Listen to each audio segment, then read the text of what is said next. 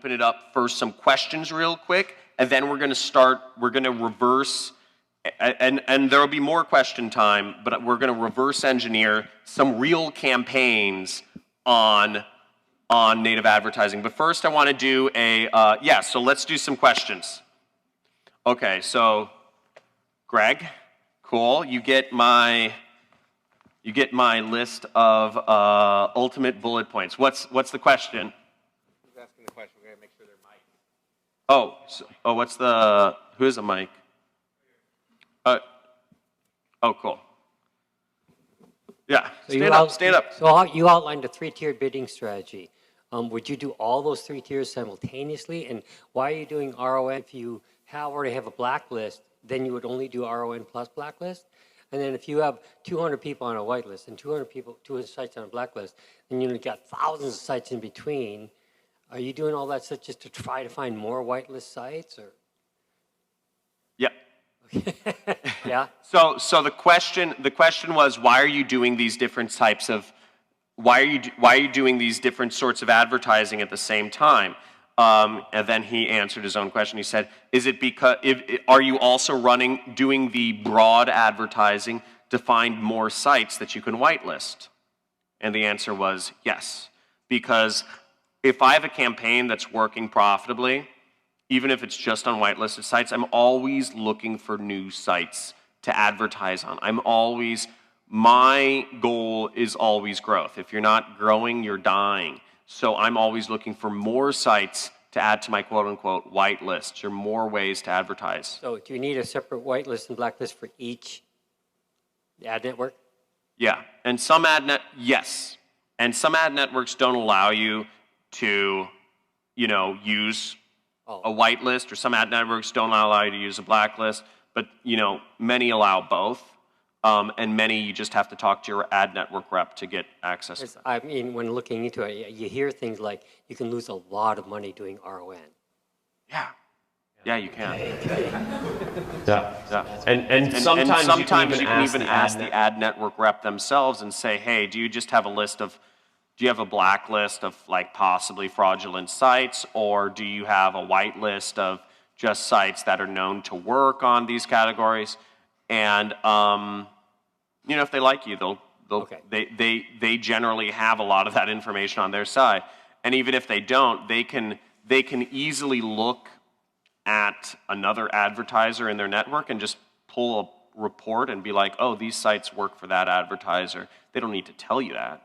But if you can work a lot of different angles, or you can go on Stack That Money Forum. I shared my Rev content, whitelist and blacklists on there. There's a lot of different, or you can backwards engineer what placements you're seeing sites pop up on. So the same way I reverse engineered what the ID was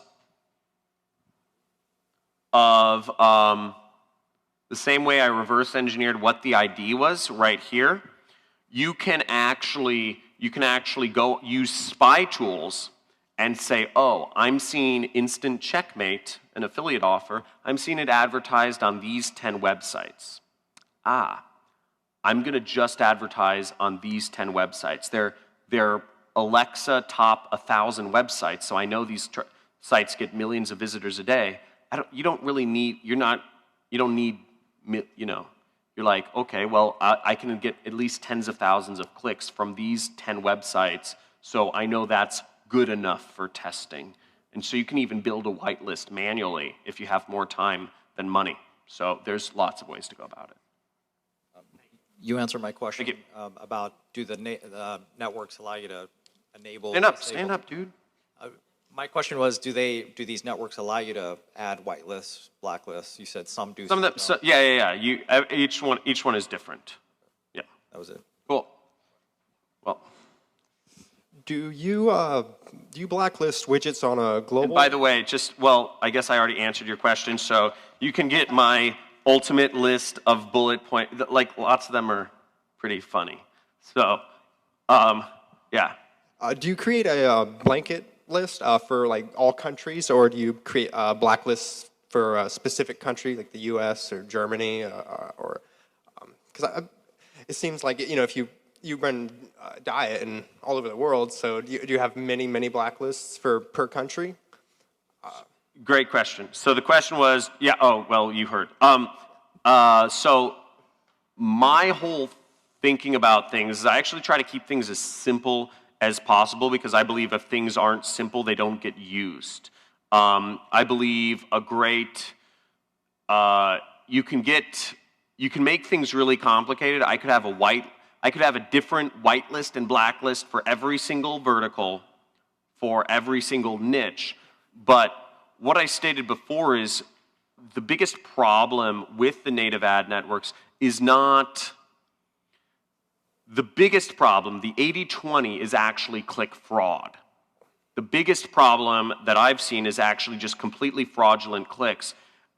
So overall, so since that's the biggest problem, I have a whitelist for all vertical, it's just the same whitelist for all verticals because most of the verticals I'm advertising to anyways are focused on, mass market females,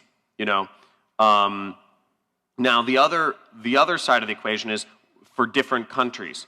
Well, do you need one for different countries or not? Well, the thing is, if I'm advertising in German websites, generally, let's say I'm advertising on Gunterschlagen.de. Well, if I know Gunterschlagen.de is bad, is a fraudulent site in Germany, it has a lot of click fraud or fake clicks, then if I add it to my blacklist in America, if it gets no US traffic, it doesn't really affect my campaign one way or another. So it doesn't make sense it's inefficient to try to create all these different lists, and it's it'll be too much time, yeah. Too much time and thought, take up too much RAM in your brain, random access memory.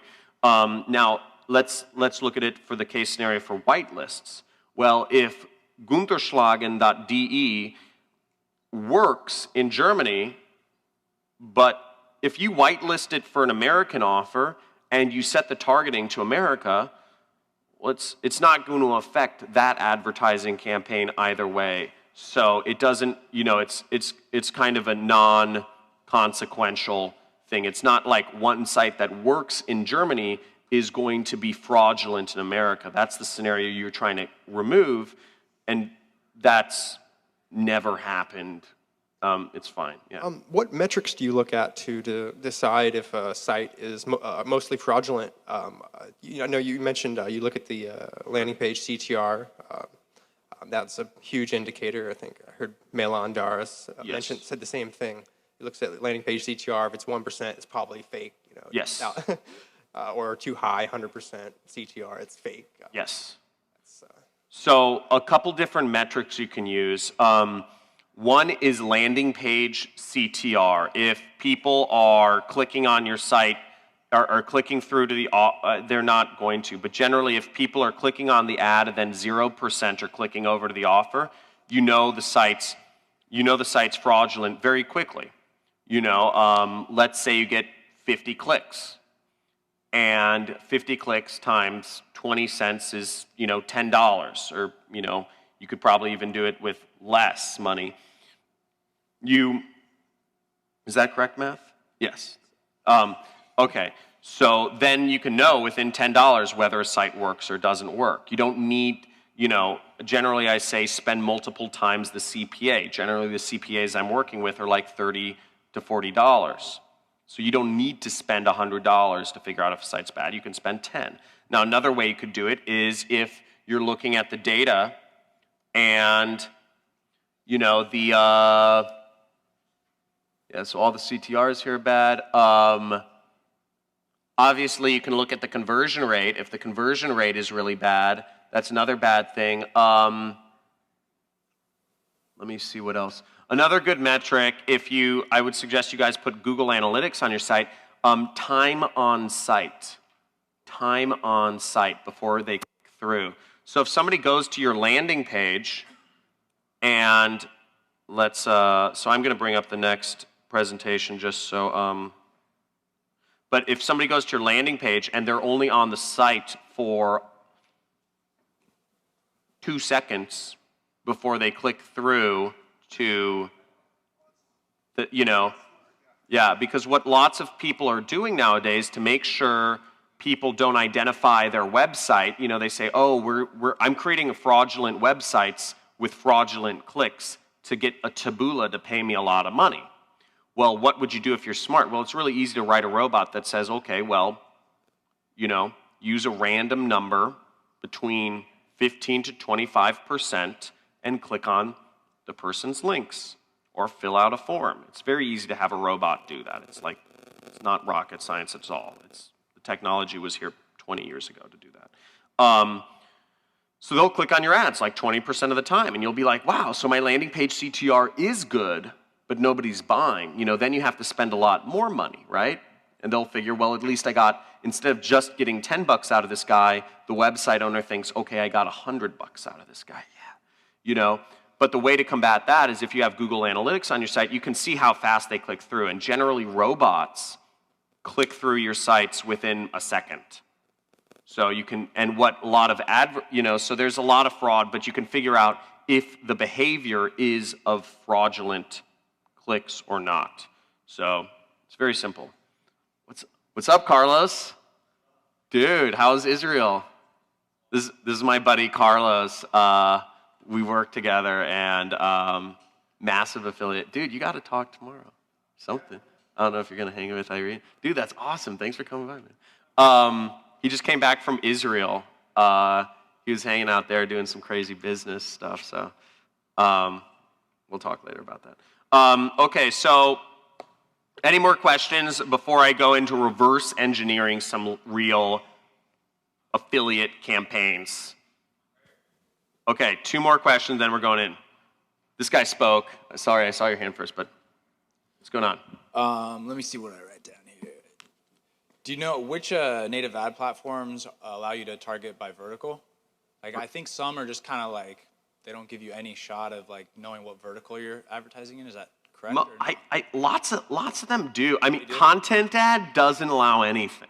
Content ads run of network or bust. Okay. So it's really crazy. It's really cool though. If you write really good ads, it means you get the whole network. But so you can make a lot of money if you have a great if you have a great ad angle and a great lander.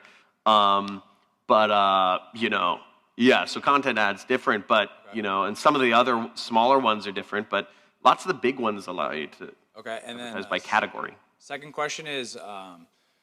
I believe that some of the native ad networks pay publishers by CPM. Do you think that would make it less incentivized for there to be click fraud in that? Okay, so do you think it's harder to fake views on a site? Oh, view all day, right? But at the end of the day, you're, as the advertiser, getting paid or you're paying out on the click. So who cares necessarily if they, if there's a view, right? Yeah, it's even easier to do fraud on a CPM basis. Okay. Yeah.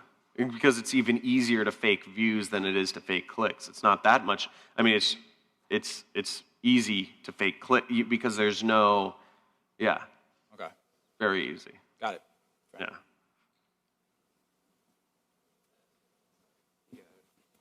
Yeah. So the 3-tier bidding, do you do 10 cents, 20 cents, 30 cents? Is that how you stagger it? Generally, that's a good rule of thumb. It depends on the ad network. Some will have a lower minimum threshold. Some will have a higher minimum threshold. But yeah. You stagger. You wouldn't do 10 cents across. You'd stagger. No, I definitely. For the whitelisted sites, I mean, I'll pay 50 cents plus even for clicks on really high quality sites. So that's the way that works. Yeah, sorry. And over here. Cool. Who is it? Oh, okay.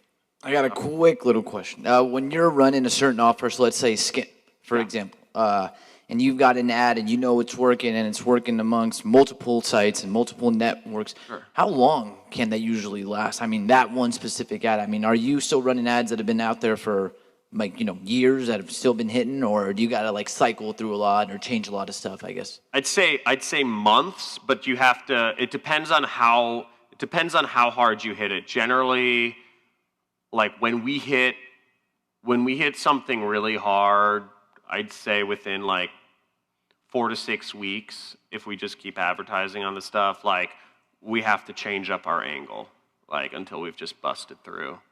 And if we're getting a really good ROI, but that's if we're just like that's if we're able to scale our budget as high as we want, like just cap it out, and that's the thing. Yeah, gotcha.